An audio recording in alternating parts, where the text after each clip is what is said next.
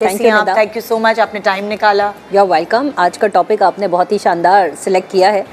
इस हैरेसमेंट से रेलिवेंट लोगों को वाकई में अवेयरनेस नहीं है। इसी बात से बात शुरू करते हैं कि ह्यूमन डेवलपमेंट इंडेक्स ने एक सर्वे किया था, तो उसमें 59% वुमेन ने कहा था कि हमें हमारा मर्द नहीं मारेगा तो कौन मारेगा। मतलब हमारी एजुकेशन का लेवल ये है कि घर में पिटना, हैरस होना, ये सब मामूल सी बातें हैं ख़वातीन के लिए, और इस पर अवेयरनेस की बहुत ज़रूरत है। तो आज का प्रोग्राम आपने बहुत ही अच्छे टॉपिक के ऊपर आपने एक्चुअली ये चीज़ तो घर से शुरू होती है ना, किया है। जब आपको आपके बड़े आके चुप कराते हैं, बताना नहीं किसी को, एग्जैक्टली, चाहे पिटो या हिरास हो, बुरी बात जी। किसी आपके ऐसे करीबी रिश्तेदार ने आपको अगर हिरास किया है, तब भी आपकी बड़ी ही जो हमें तमीज़, तहजीब और सिखारे होते, वो आके जब आपके मुंह पे उंगली रख देते हैं कि चुप चुप रहना, सो वो एक चीज़ को नॉर्मलाइज कर रहे होते हैं। शुरू में molestation, harassment, good touch, bad touch वाली बात है, और फिर वो बढ़ते बढ़ते किसी घिनौने जुर्म का इर्तिकाब हो जाता है। बिल्कुल। तो इन तमाम एंगल्स को रखना चाहिए जहन में।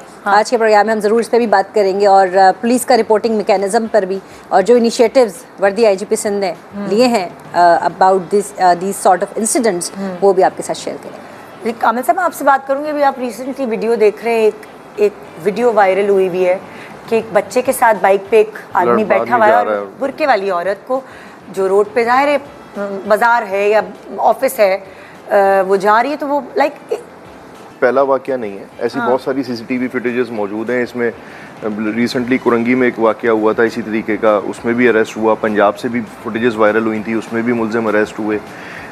एक्चुअली ये वाकयात हो रहे हैं, और अनफॉर्चुनेटली ऐसे लोग सोसाइटी का हिस्सा हैं। हाँ। और ऐसे नौजवान मर्द, या आप ये कह लें कि ऐसे मेंटली सिक किस्म के लोग हैं, जो इस टाइप फ्रस्ट्रेशन आप कह लें, हाँ। या आप उसको कुछ भी नाम दे सकते हैं। अगर आप उस पर रिसर्च करने जाएंगे तो इसकी बहुत बड़ी एक डेफिनेशन मौजूद है, जिसमें आपने फ्रस्ट्रेशन बड़ी आसानी से हमने कह दिया एक वर्ड। हर बंदे की बैकड्रॉप के अंदर कोई चीज़ चल रही है। हाँ। अच्छा, हम जिस सोसाइटी में रह रहे हैं उसमें जो नौजवान हैं वो आजकल मुख्तलिफ प्रेशर्स के अंदर है।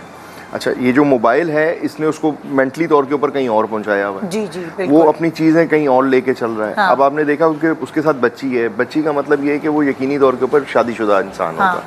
ठीक है। अब इसके बैकड्रॉप में जाएंगे तो उसको ये हरकत करनी नहीं चाहिए। हाँ। एक मैरिड इंसान को एक बच्चे के साथ होते हुए, लेकिन हमारा मेंटल लेवल इस तरह का हो चुका है कि कई जगह पे कुछ ऐसे मखसूस मर्द हैं जो इस टाइप की हरकतें कर रहे हैं। हाँ। जैसे कि बहुत सारे आपको शैला बता भी देंगी, बच्चों के साथ ज्यादती के वाकयात रिपोर्ट हुए हैं। तो इस तरह की सोसाइटी के भी लोग मौजूद हैं।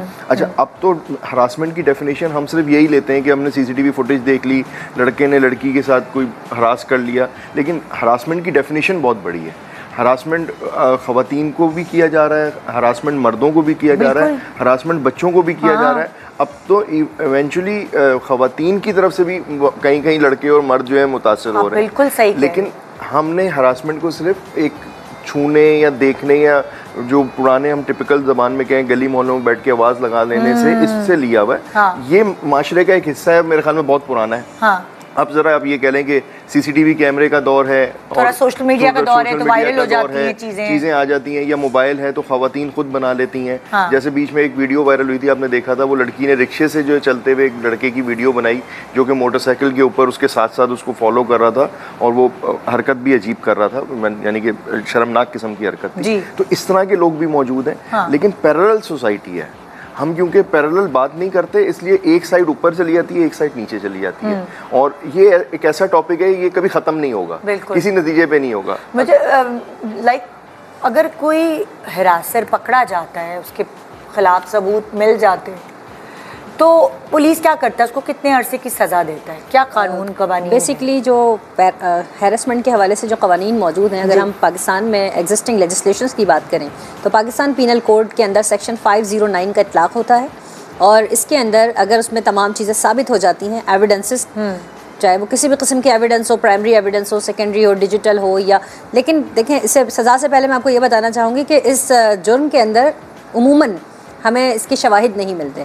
मिसाल के तौर पर एक खातून है, उसने कहा कि मुझे एक मर्द ने हैरेस किया, या बॉस ने कहा कि भाई आओ खिड़की से देखते हैं मौसम कैसा है। वो बाहर लेके गया, लेकिन वो उसको अजनबी निगाहों से या अजीब तरीक़े से उसको वॉच कर रहा है, बजाय मौसम दिखाने के वो खुद उसको देखते, वो अनकम्फर्टेबल फील कर रही है।